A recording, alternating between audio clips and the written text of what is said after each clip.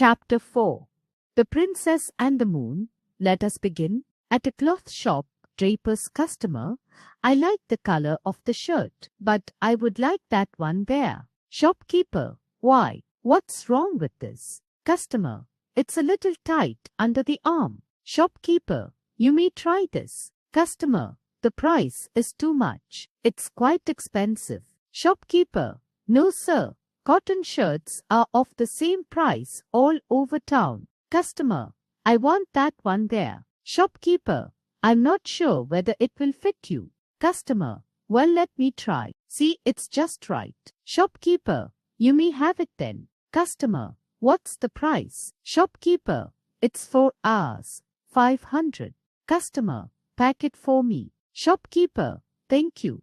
Come again. Let us read. Once upon a time, in a kingdom by the sea, there lived a little princess named Lenore. She was 10 years old, going on 11. One day, Lenore fell ill and took to bed.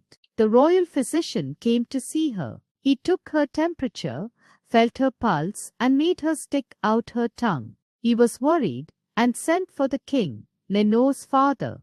The king came to see her. I'll get you anything you want, the king said.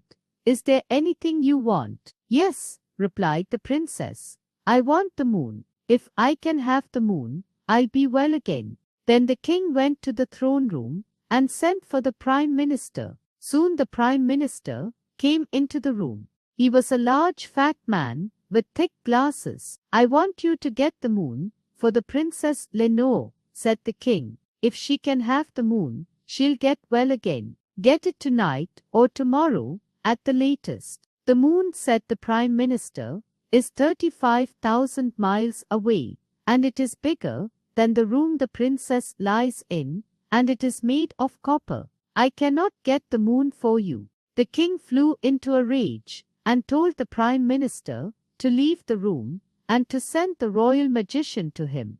The royal magician was a little thin man with a long face. He grew very pale when the king told him to get the moon for his daughter. Nobody can get the moon, said the royal magician. It is 150,000 miles away. It is made of green cheese, and it is twice as big as this palace. The king flew into another rage and sent the royal magician back to his cave. Then he sent for the royal mathematician, a bald-headed, near-sighted man with a pencil behind his ear. I want you to get the moon for the Princess Lenore, the king said to him. The moon is 300,000 miles away, said the royal mathematician. It is round and flat like a coin. It is made of cement, and it is half the size of this kingdom. Moreover, it is pasted on the sky. Nobody can get the moon. The king flew into still another rage and sent the royal mathematician away. Then he rang for the court jester, who came dancing into the room in his cap and bells, and sat at the foot of the throne. What can I do for you, your majesty? The Princess Lenore wants the moon, said the king sadly. She cannot be well till she gets it, but nobody can get it for her. Every time I ask anybody for the moon, it gets larger and farther away. They are all wise men, the court jester said. They must all be right. The thing to do is to find out how big the Princess Lenore thinks it is, and how far away. I never thought of that, said the king. I'll go and ask her, your majesty. The Princess Lenore was glad to see the court jester, but her face was very pale, and her voice was very weak. Have you brought the moon to me? She asked. Not yet, said the court jester, but I'll get it for you right away. How big do you think it is? It is just a little smaller than my thumbnail, she said. 11. For when I hold my thumbnail up at the moon, it just covers it. 11. And how far away is it? Asked the court jester. It is not as high as the big tree outside my window, said the princess. 11. For sometimes it gets caught in the top branches. I'll climb the tree tonight when the moon gets caught in the top branches and bring it to you, said the court jester. Then he thought of something else. What is the moon made of, princess? He asked. 11. Oh, she said. It's made of gold, of course. The court jester went to see the royal goldsmith and had him make a tiny golden moon, just a little smaller than the thumbnail of the Princess Lenore. Then he had him string it on a golden chain so the princess could wear it round her neck. The court jester took the moon to the princess, and she was overjoyed. The next day she was well again, and could get up and go out in the gardens to play. But the king knew that the moon would shine in the sky again that night. If the princess should see it, she would know that the moon she wore on a chain was not the real moon. So he said to the prime minister, "We must keep the princess from seeing the moon tonight. Think of something." The prime minister said, "We can make some dark glasses for the princess." This made the king very angry. If she wore dark glasses, she would bump into things and she would be ill again. So he called the royal magician, who stood on his hands and then stood on his head and then stood on his... "I know what we can do," he said. "We can stretch some black velvet curtains on poles to cover all the palace gardens like a circus tent." The king was so angry that he waved his arms around. "Black curtains would keep out the air," he said. "Princess Lenore would be ill again." He sent for the royal mathematician. The royal mathematician walked around in a circle, and then he walked around in a square, and then he stood still. "I have it," he said. "We can set off fireworks in the garden every night.